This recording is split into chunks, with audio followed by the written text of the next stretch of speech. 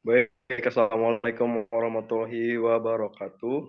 Kami dari kelompok 6 yang beranggotakan saya Renaldi Algifari, NPM 12040420048 dan beserta Fauzi Rahman dengan NPM akhiran 23 sama Gus. NPM akhiran kamu berapa, Gus? 003. 003. 003. Ya, kami dari kelompok 6 mempunyai suatu ide yaitu refill dispenser yang berisikan consumer goods yang biasa digunakan oleh masyarakat sehari-hari, entah itu sabun, sampo, pasta gigi, minyak goreng dan lain-lain lagi, yang kemudian nantinya bisa diaplikasikan mesin dispensernya di supermarket ataupun minimarket di seluruh Indonesia gitu. Dan berikut sudah tertampil bisnis model canvas dari refill dispenser yang kami buat. Refill dispensernya sudah dibikin bisnis model canvasnya, lalu kemudian akan dilanjut oleh Gugus.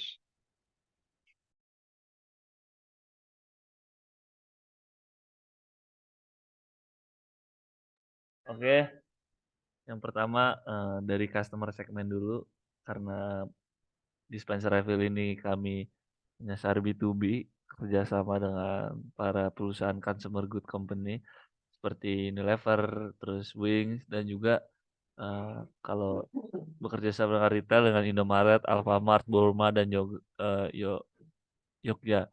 Lalu target market dari mesin kami ini sendiri adalah pria dan wanita yang umurnya 20-59, kelas sosialnya juga menengah, menengah ke bawah, menengah ke atas, dan perilakunya orang yang peduli dengan keselamatan lingkungan, kemudian orang yang udah menerapkan kehidupan eco living yang udah serba green, go green, dan terakhir mereka juga sering membeli kebutuhan rumah tangga seperti sampo, sabun, ataupun cuci pel dan lainnya.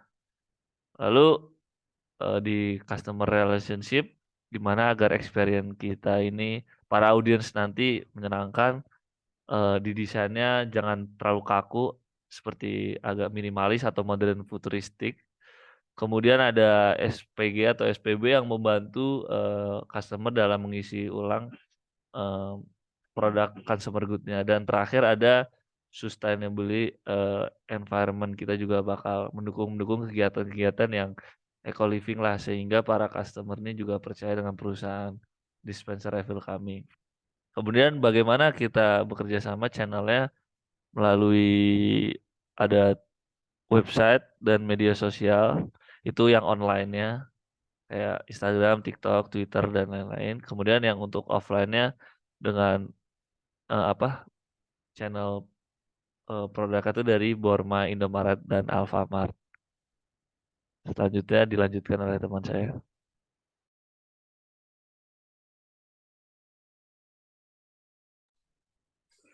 Baik, selanjutnya ada key partners yang berisikan investor, aktivis lingkungan atau Greenpeace, retail store, perusahaan multiproduk, penyedia atau vendor mesin refill, dan penyelenggara pameran.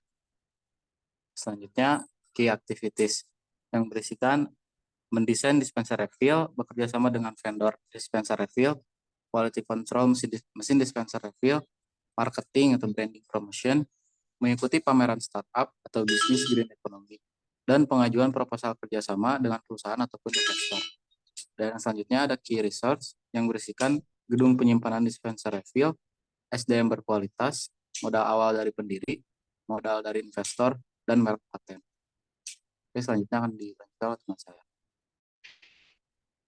Ya, kemudian untuk value proposition dari refill dispenser sendiri, kami itu menghadirkan mesin dispenser refill yang berisi produk yang nantinya ada produk kegunaan sehari-hari, seperti misalkan sabun, sampo, pasta gigi, bahkan minyak goreng gitu, yang kemudian bisa diisi ke dalam kemasan yang masyarakat itu sudah punya, misalkan botol atau mungkin jerigen, masyarakat cuma tinggal perlu bawa itu, lalu kemudian diisi. Kemudian juga terdapat pilihan ukuran isi bersih untuk kemasan berbagai ukuran dengan harga yang sudah disesuaikan per mililiternya. Jadi kemudian nanti masyarakat tuh cuma harga yang dikeluarkan, harga yang didapat pun sudah pasti harga jujur dari isi yang didapat, tergantung volumenya berapa mililiter. Lalu kemudian ada cost structure juga yang meliputi produksi dispensernya itu sendiri, mesinnya, Kemudian ada biaya promosi sama pitching atau marketing communication, di mana kita nanti akan bekerja sama dengan perusahaan atau mungkin retail store. Kemudian ada biaya pemasaran, biaya tenaga kerja, biaya transportasi, dan juga gudangnya itu sendiri. Lalu kemudian ada revenue streams yang kemudian bisa didapat dari penjualan mesin dispenser yang bekerja sama dengan brand dan perusahaan multiproduk gitu. Lalu kemudian juga ada sistem bagi hasil konsinyasi dengan perusahaan dari produk yang dipasang melalui dispenser. Jadi perusahaan tidak perlu membeli mesin dispensernya, tapi perusahaan juga bisa cukup menyewa gitu. Nanti dari penjualan yang didapat bisa dibagi keuntungannya dengan sistem konsinyasi. Ya, mungkin seperti itu untuk dispenser bisnis model kanvasnya. Kemudian kita juga akan mempresentasikan terkait prototipe yang sudah kami buat juga. Oke, saya akan.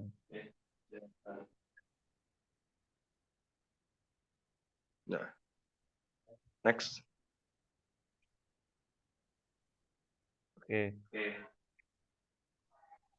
Ya, bermural dari permasalahan yang memang sudah menjamur dari dulu sampai sekarang dan tidak pernah ada solusi yang begitu signifikan gitu.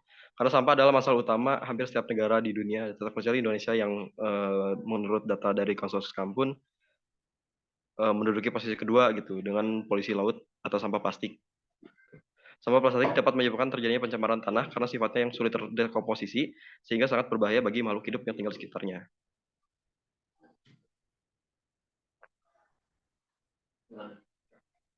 Dan kemudian kami juga dapat inspirasinya tuh dari ada satu retail store di Bintaro namanya Toko Saruga. Mereka ini menawarkan konsep serupa gitu. Mereka bisa menawarkan refill untuk produk-produk yang dijual. Kalau dilihat dari fotonya ini bukan hanya sekedar produk seperti sabun atau sampo segala macam, tapi dilihat dari foto yang ada di belakangnya pun mereka juga menjual segala macam bumbu-bumbu yang kemudian pembeli tuh cuma tinggal bawa kemasan kosong kemudian diisi, jadi nggak perlu dibungkus sama plastik untuk mengurangi permasalahan yang ada di slide sebelumnya tadi. Ini adalah prototype yang kami buat juga secara 3D yang meliputi spesifikasi tertentu yang kemudian akan dijelaskan oleh Gugus dan juga Fauzi. Oke, prototipenya di sini ada spesifikasinya dilengkapi dengan tangki di bagian bawah yang menampung persediaan kebutuhan pokok sehari-hari. Jadi itu di bawahnya itu ada kayak misalnya tangki besar yang isinya misalnya sabun. Nah, nanti ada selang yang menghubungkan tuh garis. Di situ nanti para customer bisa tinggal taruh dekat situ nanti keluar sendiri. Kemudian ada space tuh di atasnya, di atas ini sebagai penanda gitu, fungsi di mereknya misalnya sabun apa, atau tempat cucinya Sunlight gitu buat nyuci piring gitu. Kemudian juga terdapat sensor pada keran sehingga dapat mendeteksi ukuran kemasan dibawa oleh konsumen sehingga tidak akan tumpah-tumpah atau melebihi batas maksimum. Jadi kayak konsumen itu tinggal naruh tuh diletak di bawah selang itu, nanti sensor. Nah, setelah sensornya menerima botolnya berapa mili, kemudian tinggal terisi dari selang garis ini. Nah, kemudian dilanjutkan oleh teman saya. Lalu selanjutnya, ini merupakan contoh kemasan yang dapat diisi ulang. Seperti terlihat pada gambar, kemasan refill ini bisa digunakan untuk sabun, sampo, dan lain-lain. Untuk kembali diisi dengan produk sehari-hari yang diperlukan dan membayar sesuai isi yang didapat.